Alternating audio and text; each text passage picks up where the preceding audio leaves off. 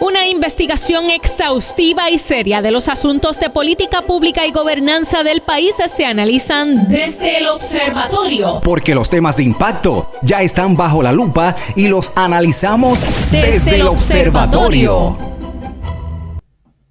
Saludos amigos y bienvenidos a un nuevo programa desde el Observatorio. Les saluda Jennifer Castellanos Barreto, ayudante del director del Observatorio de Sociedad, Gobernanza y Políticas Públicas de la Pontificia Universidad Católica de Puerto Rico. Como todas las semanas, para mí es un gusto saludar a todas las personas quienes se conectan a esta hora a través de Católica Radio y por supuesto a quienes escuchan o ven la retransmisión de cualquiera de nuestros programas por nuestras plataformas digitales de nuestra querida universidad. Como es de costumbre, nos acompaña nuestro coanfitrión y director del observatorio, el doctor Hernán Vera Rodríguez. Bienvenido, doctor, a un nuevo programa. Bienvenida a ti también. Saludos, Jennifer. Saludos a la radioaudiencia, a Alondra Bermúdez en el control. Esperando que nuestros estudiantes estén disfrutando ya de su receso de verano y aquellos que están tomando cursos en verano, pues mucho éxito en esa gestión. Así es, doctor. Y bueno, aprovechando quizás los inicios del verano, darles algunas recomendaciones de posibles series que usted ya puede empezar a ver si está en vacaciones. Entonces, eso tiene que ver con lo que vamos a estar hablando el día de hoy. Así que, doctor, cuéntenos de qué estaremos hablando en este programa. Sí, Jennifer, vamos hoy a estar haciendo un análisis sociológico, ¿verdad? O desde las ciencias sociales, de una serie que acaba de lanzar Netflix. La lanzó en mayo realmente, la serie argentina El Eternauta. Así que es una serie que ha causado mucho furor, que ha calado mucho en Argentina, por razones que vamos ya mismo a mencionar, y otras que se irán desarrollando a través del programa. Así es, doctor. Y pues bueno, para quienes nos escuchan, por supuesto, sepa que si no ha visto la serie, le vamos a estar dando información de cada uno de los capítulos. Por eso le invitamos que si le gusta si le gusta la información que le estamos brindando, vaya y amplíe toda la información viendo la serie y no es política pagada. Claro, No es claro. promoción pagada. Uh-huh. El Eternauta o la serie El Eternauta es una adaptación de la icónica historieta argentina del mismo nombre creada por Héctor Germán Oesterheld y Francisco Solano López en 1957. Esta obra es considerada una de las más importantes en la ciencia ficción latinoamericana. El papel principal de Juan Salvo, lo hace el actor Ricardo Darín, un actor que yo me imagino que muchas personas en Latinoamérica lo identifican. Y la trama se sitúa, por supuesto, en Buenos Aires, donde una nevada tóxica provocada por una invasión alienígena con el fin de aniquilar a la gran parte de la población. Pero un grupo de sobrevivientes, liderado por Salvo, lucha por resistir y sobrevivir en este escenario apocalíptico. Algo que me interesa y que menciono antes de continuar, doctor, con cada uno de esos capítulos, son 6 capítulos, pero me llamaba la atención qué significaba eternauta. Y eternauta es una palabra compuesta de eterno y nauta, que en griego significa navegante. El eternauta, por lo tanto, es el navegante de la eternidad, y es decir, que es alguien que viaja por el tiempo y el espacio atrapado en una travesía infinita. No navega mares ni cielos, sino la eternidad misma en una lucha constante contra fuerzas que lo arrancan de su hogar, de su tiempo y de su gente. Doctor. Sí, Jennifer, mira, yo creo que para esta serie se puede ver a distintos niveles, ¿verdad? Uh-huh. Y entonces es interesante desde cualquier ángulo que lo veamos o que la interpretemos, pero al parecer es una película, es una serie más bien, como decías, surge de un cómic que comienza, Jennifer, en el 1957 y semanalmente se va viendo en uno de los diarios en Argentina. Así que eso se hizo por entregas y está desde el 1957 a 1959. Así que, ¿verdad? Las generaciones más viejas en Argentina, pues recordarán el cómic. Para el que ve la serie, pues le parece una serie de estas post-apocalípticas, ¿verdad? Una serie tipo, qué sé yo, The Last of Us o esta serie, este tipo de series de supervivencia luego o durante el apocalipsis, ¿verdad? Por mencionarlo de alguna forma. Pero el análisis que vamos a hacer aquí es un poco más profundo, ¿verdad? Es un segundo nivel de la serie y de ahí, pues entonces, este componente sociológico del cual vamos a hablar. Quizás, Jennifer, podemos hacer un desglose, quizás lo puedes hacer tú, episodio por episodio, y luego entonces procedemos al análisis o lo vamos intercalando según vaya surgiendo esto. ¿Está bien? Vale, sí. Como lo mencionamos, son 6 capítulos. El primero, algo interesante es que cada capítulo se llama como una canción y a través de toda la serie el elemento musical es muy importante en cada una de las series y de hecho la música suena, la canción suena en cada capítulo que es relacionado con el nombre del capítulo. Claro. Entonces el primer capítulo se llama Noche de Truco y en esa primera parte cae una nevada que interrumpe como tal la partida de cartas de unos amigos. Ahí está Juan Salvo, que se ve obligado a salir a buscar también su hija y enfrentarse a lo letal, ¿no? En ese primer capítulo, pues se ven 4 amigos, quien es Juan Salvo, Tano, que le dicen Tano, pero es Alfredo, Lucas, su amigo a quien le apodaban Ruso, y estaba Omar, que después también va a jugar un papel importante en el transcurso de la serie. En este primer episodio, pues es como tal como el contexto y es donde empieza a caer la nieve que ellos descubren y se dan cuenta que es tóxica, pero previamente a eso comienzan como unos apagones, unas protestas de las personas en Argentina como en un sector porque se había ido la luz. En el segundo, lo cual, perdóname, nos trae... ¿Quiere que desarrollemos más? No, lo cual nos trae muchos recuerdos, ¿verdad? En ese momento, pues, apagones, protestas por los apagones, pues nos solidarizamos, ¿verdad? Y vemos que los problemas del país son problemas de la región en muchas ocasiones. Puedes seguir, Jennifer, disculpa, pero tenía que decirlo, ¿ah? En el segundo capítulo, que se titula Salgan al Sol, Juan, quien es el protagonista principal, atraviesa una ciudad devastada para llegar al apartamento de Elena, que es su ex esposa, por lo que entendí, y Clara, que es su hija, descubriendo que el instinto humano puede ser tan letal como la nieve tóxica.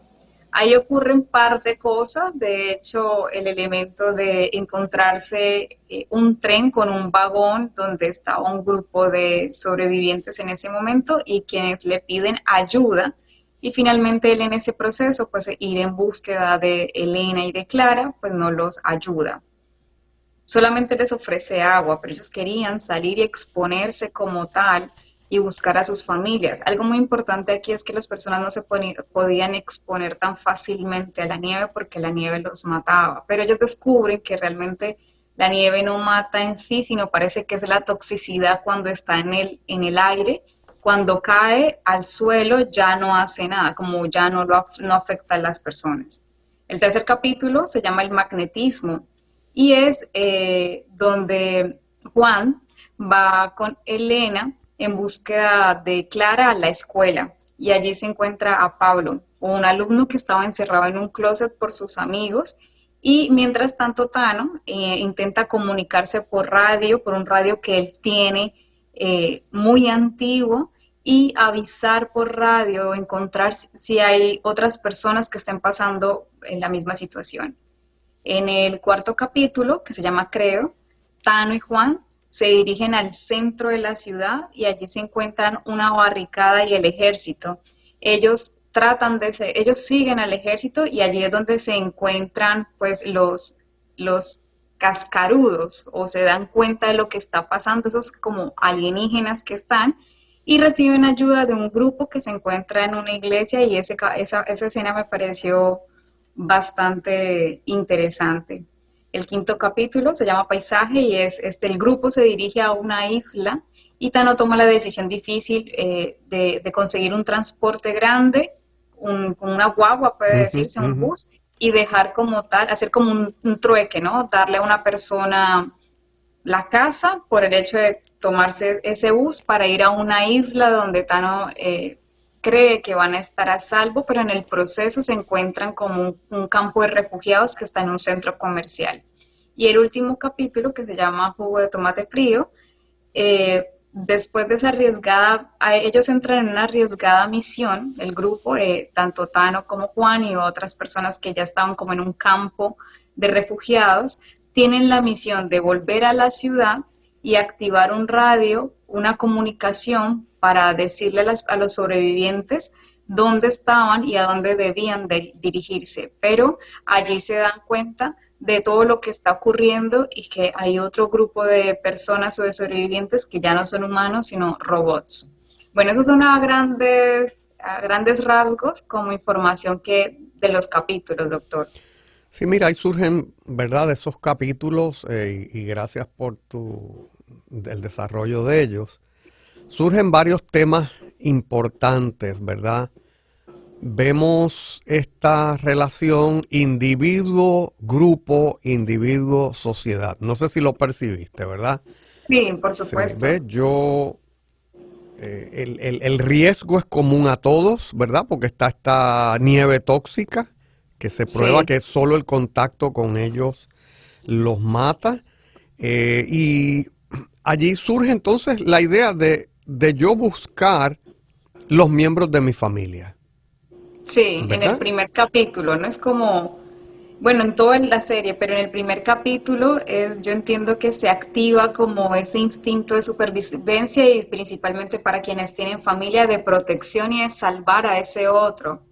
Claro, entonces si te acuerdas, entre ese primero y segundo capítulo hay varias instancias donde el héroe, por llamarlo de alguna forma, tiene algo que le permite tener una situación mejor y el grupo intenta quitárselo.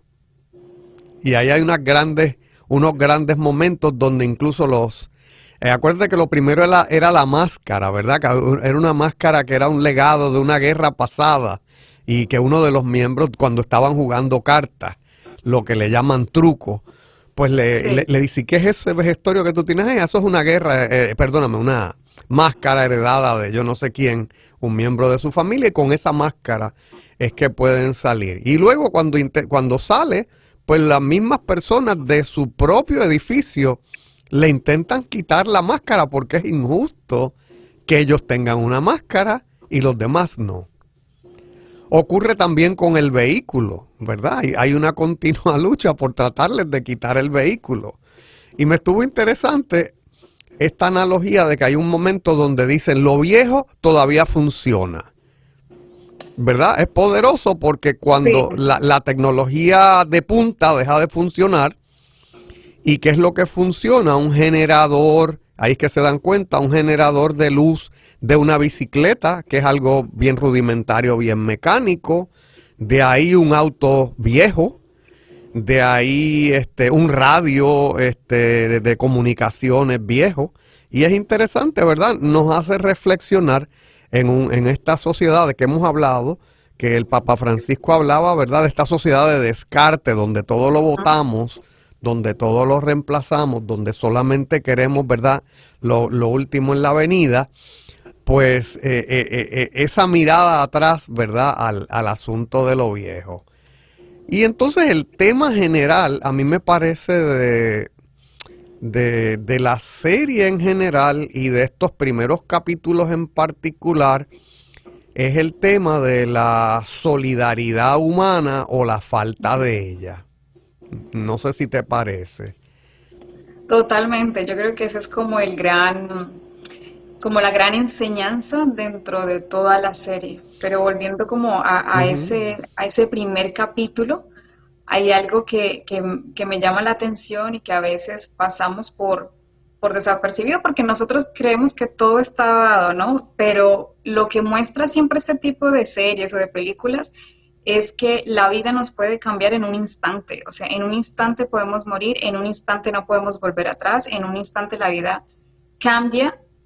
En definitiva, yo creo que esa es la sensación que hemos sentido ante las catástrofes que han ocurrido en Puerto Rico o cuando ocurrió la pandemia, que sentimos que todo cambió, que ya no vamos a hacer lo mismo. Imagínense donde nos expongamos a una situación como la que muestran en esta serie, apocalíptica, que no sabemos ni qué va a pasar, y donde quien quizás domine otros recursos más antiguos, que a mí me encantó esa frase donde lo viejo funciona, la frase de Tano que la mencionó varias veces, Sí. que de hecho es súper visible por el hecho de los carros que usaron, el radio que usaron, las baterías de carros antiguos que usaron y algunas formas de entender qué era lo que estaba pasando, por ejemplo, volviendo a los libros antiguos, a un directorio que antes uno tenía que era de como un libro, un directorio de Guía telefónica, sí. la guía telefónica. Entonces él seguía recalcando que lo antiguo eh, era más valorado. Y en ese primer capítulo es ese instinto de supervivencia cuando nosotros estamos expuestos a algo que es totalmente desconocido. Y antes de pensar en lo colectivo, estamos pensando como lo individual, yo y mi gente. Entonces era, en el caso de Juan, pues él y su esposa y su hija. Y en el caso de Russo, que fue el que murió, fue el primer personaje que murió, el hecho de querer salvar y primero su familia y no pensar en los riesgos, o sea, no estaba pensando qué le podía pasar a los demás en ese momento. Y otro elemento bastante importante por parte de Ana, la esposa de Tano, es la observación. Ella se da cuenta qué es lo que está pasando y es la primera persona que es alerta que una persona cayó desmayada en el piso y que algo raro está pasando y que está cayendo algo del cielo que es distinto. Entonces hay unos elementos bastante interesantes en relación a ese primer capítulo.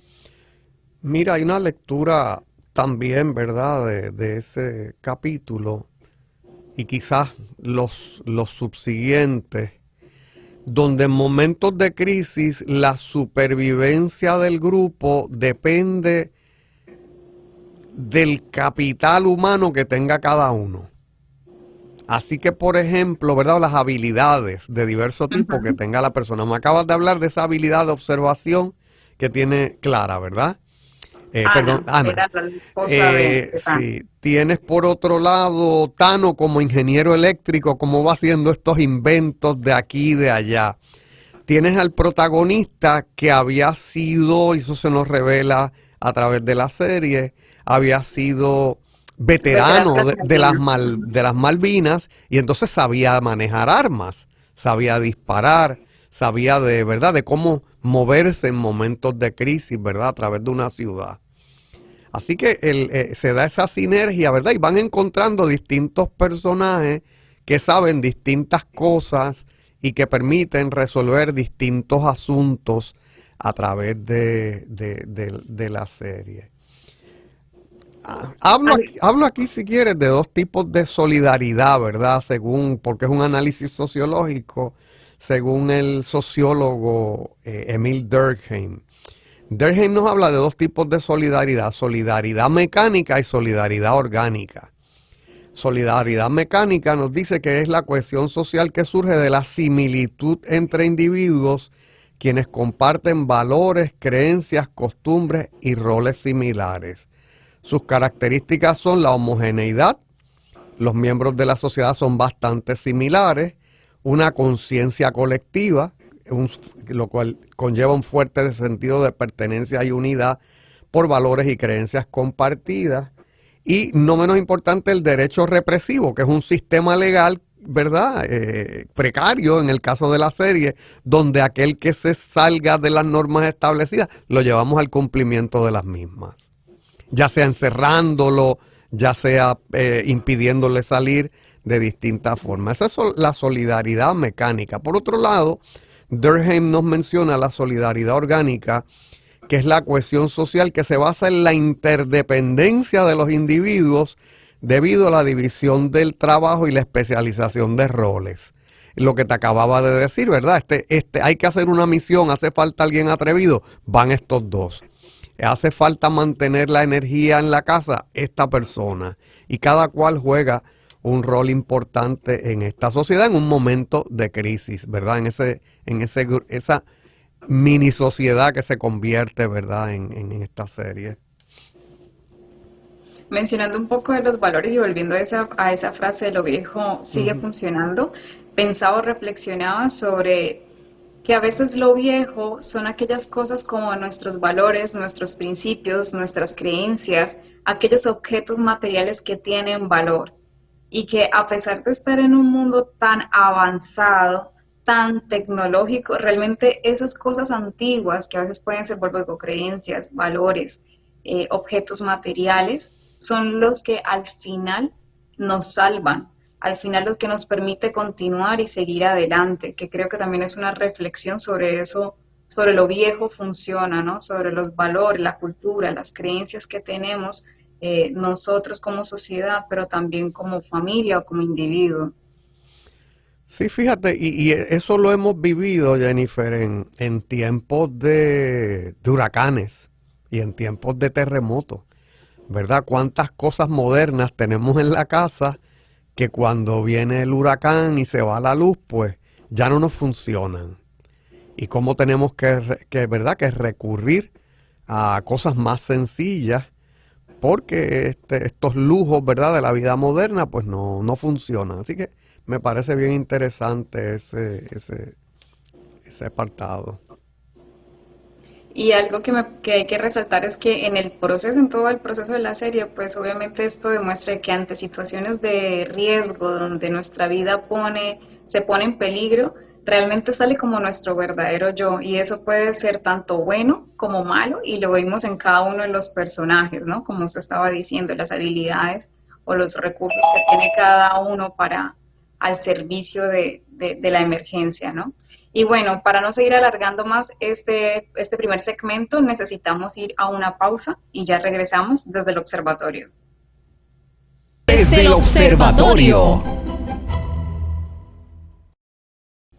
Amigos, estamos de regreso en Desde el Observatorio, hoy haciendo un análisis sociológico de la serie El Eternauta. Doctor, ¿le gustaría hacer alguna introducción, continuar algo del primer segmento que se nos haya quedado? Pues mira, voy a dar un telón de fondo que te va a romper la cabeza.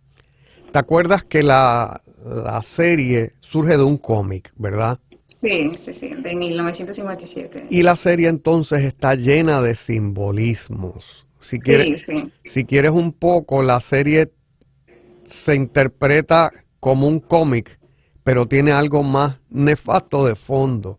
Por ejemplo, nos dice uno de las fuentes, a través de una estructura de ciencia ficción, el cómic presenta una lucha colectiva en la que los protagonistas deben actuar como comunidad para enfrentar el desastre. Se dice, bajo esta narrativa, el trasfondo político es claro. La obra fue concebida como una crítica a la dictadura militar que gobernaba Argentina en aquel momento, encabezada por Pedro Eugenio Aramburu, que había derrocado al presidente Juan Domingo Perón en 1955. Pero también hay una segunda parte de este cómic que se hace en el 1978 bajo otra dictadura militar. Esta dictadura fue instaurada bajo el régimen de Jorge Rafael Videla. Oesterheld, ¿verdad? El autor del cómic retoma su personaje para llevar a cabo el Eternauta 2, donde el tono se volvió decididamente político. Juan Salvo fue representado como un líder revolucionario, símbolo de una resistencia que guiaba al pueblo argentino para rebelarse contra sus opresores. Así que los cascaduros que ¿verdad? Que son estas figuras que son como arañas o escarabajos, pues realmente representan al régimen militar en dos ocasiones. Entonces, el mensaje es que como único se podía enfrentar al régimen militar era agregándose, era sumándose, era solidarizándose unos con otros y haciendo esa sinergia de la cual te acabo de mencionar. Este enfoque provocó tensiones con el dibujante Francisco Solano López, más reacio a involucrarse en una novela gráfica tan explícitamente ideológica. Oesterheld se vio obligado a pasar a la clandestinidad para terminar su guión, pero su oposición abierta al régimen lo convirtió en objetivo de represión estatal. En 1977 fue secuestrado por agentes del Estado y posteriormente asesinado, aunque su cuerpo nunca fue recuperado. Recuerden el tema de los desaparecidos en Argentina. Antes que él, sus 4 hijas fueron hechas desaparecer, 2 de ellas estando embarazadas. Mira qué terrible, ¿verdad?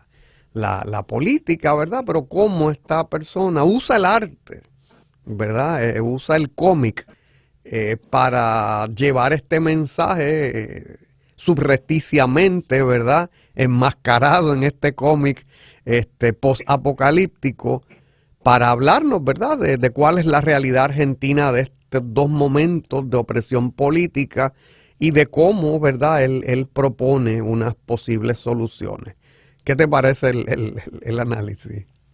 Súper interesante, había leído algo así, de él había sido secuestrado, pero no sabía que finalmente lo habían asesinado y habían asesinado parte de sus hijos, porque creo que de hecho para lanzar el cómic, que ya está como en un libro de venta general, también tuvieron que hacer como un proceso jurídico que estuvo mucho tiempo en los tribunales para poder lograr publicar como tal El Eternauta. Así que no dudo que los argentinos sientan como mucho aprecio por la serie y obviamente por el cómic, que ya lo publicaron como tal, como libro. Claro, y por otro lado, o sea, como una serie de ese género de ciencia ficción, se ve, ¿verdad? Un avance grande en el cinema, ¿verdad? En el cine como arte en Argentina. O sea, hay unos, ¿cómo se llama?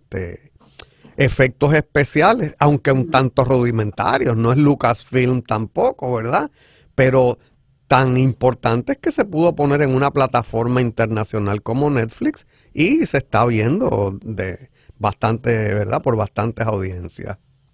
Sí, creo que ha sido muy, muy bien recibida como tal y la gente la ha valorado muy, muy bien como tal. Sí, así que fíjate, esa búsqueda bueno, y podemos ir a los capítulos por encima, ¿verdad? Pero esa búsqueda que tú ves a veces, el chico que encontraron en el locker del colegio y que va a buscar a su familia y que los encuentra muertos, ¿verdad? Pues esos pueden ser simbolismos, ¿verdad? De cómo esta búsqueda de los desaparecidos en Argentina, ¿dónde está mi hijo? ¿Dónde está mi esposa? ¿Verdad? Esta situación terrible que se vive en la dictadura. Hay otro desarrollo más adelante que es, yo tengo a mi hija que la encontré, pero algo en ella no es igual. Y si lo miras desde un punto de vista ideológico, pues puede ser, o sea, puedo tener el enemigo dentro de mi misma familia. Puedo tener esta persona que me está reportando, ya no a los alienígenas, sino al Estado, porque está convencida de otras ideas, o ha sido imbuida por otras ideologías políticas. Seguimos, si quieres, por un poquito, por los capítulos. Fíjate, lo que tú mencionas, por ejemplo, de Pablo, que es como parte del tercer capítulo, cuando encuentran a Pablo en el locker de la escuela, yo pensaba como también esas tomas de decisiones que a veces tú haces, ¿no? Tú puedes decidir, o voy y comparto con mis amigos y algo pasa y mi familia muere, o hubiese tomado la decisión de quedarme con mi familia y morir junto a mi familia. Esa toma de decisiones, como ese efecto mariposa de las cosas que pueden ocurrir dependiendo de nuestras decisiones. Y por otra parte, pensaba también cuando el caso de Pablo, en el bullying que se vive en las escuelas y cómo el bullying de alguna u otra manera lo salvó de una muerte trágica, y pensaba como no era su momento, no era su día para él no le correspondía. Así que ese elemento pensaba, y pensaba otro elemento también, que es lo que en la Biblia se le puede llamar la ley de siembra y cosecha. Todo lo que tú hagas bien se te devuelve de manera buena también, y lo vi en 2 aspectos. En el caso cuando ellos van, cuando va Juan, va Elena y Pablo, que se entran a una farmacia y ahí llega una pareja y pues Elena le abre la puerta a una mujer que dice que está embarazada para ayudarla, porque Elena cree en las personas de buena fe, ella cree que deben existir personas buenas todavía, y le abre, pero ahí es donde, bueno, los encierran y toda la cuestión esa, y finalmente esas personas que encierran a Juan y a Elena mueren trágicamente. Claro. Entonces pienso como que de alguna u otra manera, bueno, para quienes de alguna manera creen en el efecto de hacer el bien, porque cuando más bien hagas, más bien te llega, pues pienso en eso. Pienso en ese efecto que también puede ocurrir y que de alguna manera, pues eso también se puede interpretar de esa manera. Mira, pensando en aquella frase de que lo viejo todavía funciona, imagínate en una dictadura en este siglo XXI, donde, ¿verdad? Las telecomunicaciones, las comunicaciones por internet, pues son la vía principal y son interceptadas en muchas ocasiones. Pues cómo habría, y me pongo a pensar si en el 59 eso tenía un mensaje, esa frase, de que vamos a lo bien básico, vamos al uso de papel, vamos al encontrarnos personalmente, vamos a usar el radio de onda corta como unos medios de comunicación seguros, entre comillas, de frente a otros medios que pueden ser más fácilmente interceptados por el Estado represivo en ese caso. Así es, también yo me cuestionaba también, yo decía como, ¿será que nosotros, si algo pasará así, estaremos preparados para eso? Bueno, uno nunca está preparado para muchas cosas que no está pensando, pero pienso también la, la capacidad tan infinita de resiliencia y de adaptarse al cambio que tenemos los humanos para levantarnos desde cero. Y creo que de alguna manera, pues obviamente los más fuertes son los que van a sobrevivir y esa fortaleza pues tiene que ver con todas las habilidades, herramientas o capacidad mental que tengas para sobrevivir ante esta situación. Eh, y más allá de si lo viejo funciona o no, creo que es ese tipo de cosas que si pasara algo así, volveríamos a estar capacitados tendríamos la capacidad para afrontar esta situación.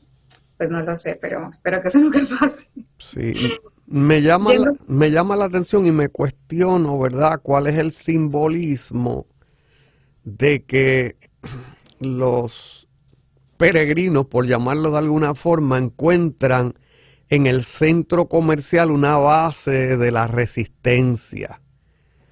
Y cómo el centro comercial es interesante, cómo en el centro comercial encuentran todo lo necesario para su supervivencia, ¿verdad?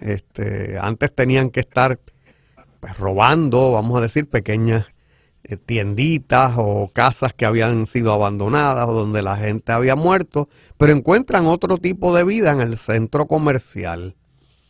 Y pienso, ¿verdad?, que eso, ¿verdad?, en el momento que se hace la serie, el 50 y pico o el 70 y pico, la segunda, ¿verdad?, parte, pues sí tiene algún simbolismo.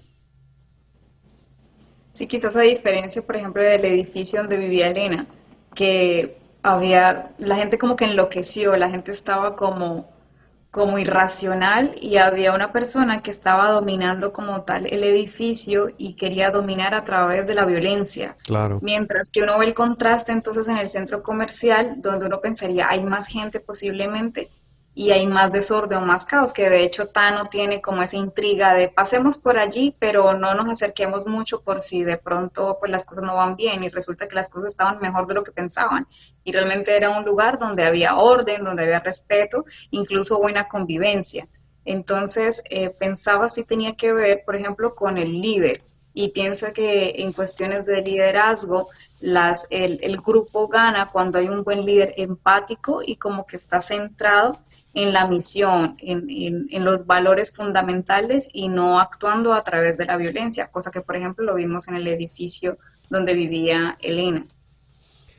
Sí, vimos de nuevo en momentos de crisis, ¿verdad? Se ven estos actos humanos de caridad, de solidaridad, del más alto nivel, pero se ven Ujú. también las pasiones más bajas del ser humano, que lo ves, Sí, que lo ves desde el primer capítulo, ¿verdad? Con líder negativo que viste allí, este intento de quitarle la máscara, porque ¿cómo tú vas a poder hacer eso y nosotros no? Más adelante esta pareja que le roba el auto y otra serie de cosas, ¿verdad? Bajo engaño. Y se da ese fenómeno, ¿verdad? De cómo la crisis, y nosotros en el país hemos vivido múltiples crisis recientemente, cómo se dan ¿verdad? Lo más bello y lo más feo del ser humano, todo en un solo proceso. Algunos elementos que me gustaría mencionar también que están que yo identifico, pues están en el cuarto capítulo, que es cuando Juan y Tano se dirigen al centro de la ciudad, principalmente Juan, porque va a buscar su hija y entonces allí aparece Tano. Y hay un valor bastante importante, es el valor de la amistad, que le dice como que no va a permitir que ninguna nieve dañe la amistad de 40 años. Entonces él le dice, no, son 38 años. Ujú. Me parece súper interesante, pero cuando llegan a la ciudad y encuentran los cascarudos, que así le llaman, que son como una especie de escarabajos, hay un grupo que los salva y está en una iglesia. En esa iglesia hay personas refugiadas, incluso está Omar, que es Omar, la persona con la que tuvieron conflicto en la casa de Tano. Pero allí se vive un ambiente distinto, un ambiente de bondad, un ambiente de voluntad y de humanidad, donde hay mucha fe y esperanza, por ejemplo, en la humanidad y que puede cambiar como tal la situación en algún momento la que están viviendo. A mi entender, ahí también puede haber un simbolismo, si te acuerdas, ¿verdad?, del contenido político de la serie. Pues es posible, y estoy casi seguro, que la iglesia o las iglesias fueron lugares seguros, ¿verdad?, pues para los perseguidos. La iglesia siempre ha estado con los marginados y los perseguidos, y supongo que el autor quiso poner esa figura allí por esta razón, ¿verdad? Hasta que los descubren, ¿verdad? Y cuando los descubren, pues ya la iglesia no deja de ser un lugar seguro. O deja de ser, perdón, un lugar seguro. Y es ahí en ese capítulo me llamó mucho la atención cuando, bueno, Juan se va con todo el grupo, pero en la iglesia se queda Rengo y Rita. Rengo era una persona que no tenía una pierna, una persona con discapacidad física, y Rita era una religiosa, una monja, Claro. y ellos se quedan en la iglesia, pero se dan cuenta que cuando Juan y el grupo van a ingresar a un túnel, llegaron todos los escarabajos y ellos por ayudarlos hicieron ruido, porque parece ser que este tipo de cosas, Ujú. esos cascarudos, como tal le llamaban, parecía ser, o eso es lo que yo entendí, no veían, pero ellos seguían el ruido. Ante los ruidos, pues ellos actuaban. Y entonces ellos empezaron, Rita y Rengo empezaron a tocar las campanas y se idearon un plan de echarle gasolina a toda la iglesia y de prender como tal fuego a Y la iglesia. sacrificarse ellos en el proceso, ¿verdad? Lo cual Sacrificarse ellos en el proceso. Y pensaba como, wow, quizás las personas que uno a veces menos cree uno, que hacen por uno, o las más vulnerables, por decirlo así, o las personas que quizás tienen menos recursos, son las personas que más salvan a otros, o los que están dispuestos a sacrificarse, ya sea por sus valores o por su fe. Y pensaba, ¿no? Rengo quizás por el hecho de sentir que era una persona que no tenía más oportunidades, y quizás Rita por su creencia de que al hacerse o sacrificarse, estaba cumpliendo como un plan de fe o un plan y creía como en la salvación. Pensaba en eso, como en esos contextos de cuánto las personas a veces sacrifican, cumplen como, sienten que tienen una misión y que eso es lo que tienen que hacer para que otras personas salgan adelante. sí, y pone de manifiesto lo que hemos mencionado, ¿verdad? Como en momentos de crisis, cada cual tiene algo que aportar, ¿verdad? Desde sus experiencias. Un tema subyacente en la serie es el tema del estrés postraumático en los veteranos. Fíjate qué interesante que este señor Ringo, ¿es que sea Rigo? Le decían Rengo. Rengo, No pues me- como Rengo sí. reconoce al personaje principal como, oye, nos hemos visto en algún lado, o Mm. como un veterano reconoce a otro, ¿verdad? Y cómo, ¿verdad? Juan está constantemente recibiendo estos flashbacks, ¿verdad? Incluso que lo llevan a perder la conciencia y esta serie de cosas, ¿verdad? Lo cual es un tema real para los muchos veteranos. Y particularmente en este caso pues se hace esa referencia a Maldivas, lo cual me parece que es, ¿verdad?, una puesta al día del personaje, porque en el 59 no había ocurrido la guerra de las Malvinas, perdón, Maldivas no, de las Malvinas, no había ocurrido.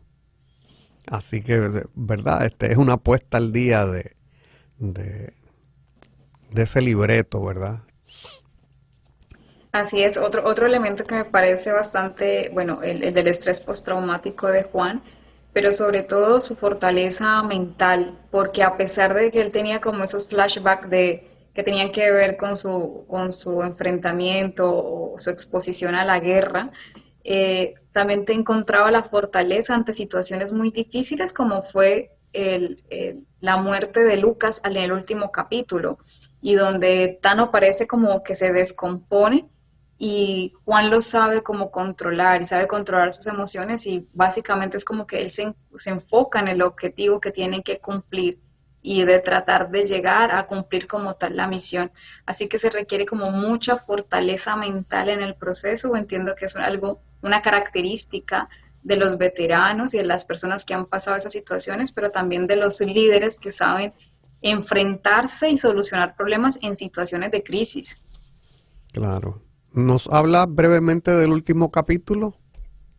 En el último capítulo, bueno, es donde ellos llegan a la ciudad a hacer una misión de transmitir como tal un mensaje a la ciudadanía, quienes estuvieran vivos, creo que era 1 de mayo, era como ese fuerte militar, para que fueran resguardados. Pero en ese proceso, ellos se dan cuenta que algo distinto está pasando, y es donde los escarabajos estos están manipulando como tal a las personas, pero no son los escarabajos, hay una fuerza mayor que al final del capítulo se muestra, y al menos es como una especie de algo androgénico, algo como raro que manipula la conciencia de las personas, y al parecer es como la formación de un nuevo ejército. Y en este capítulo pues también muere el amigo Lucas, quien ya estaba pues dominado como tal mentalmente por esa fuerza.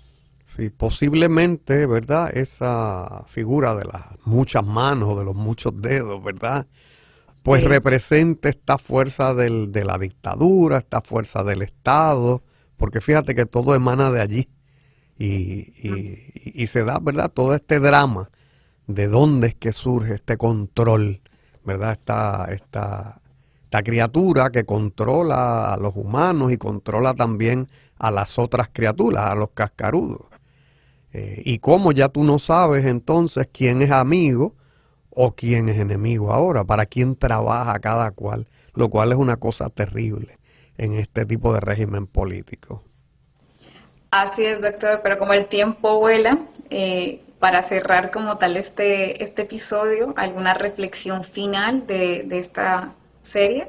Pues dos cosas: invitar a los amigos a ver la serie, ¿verdad?, en la plataforma donde se está presentando, y quizás a leer un poco de estos episodios, ¿verdad?, de las dictaduras tristes en Argentina, y lo cual lleva a la polarización de la política en Argentina hoy día, ¿verdad? Por eso es que la política en Argentina, como en nuestros países, ¿verdad?, pero en Argentina más, que vivió dictaduras militares y vivió mucho la represión, pues se da mucho eso. Así que ese es nuestro llamado por la tarde de hoy.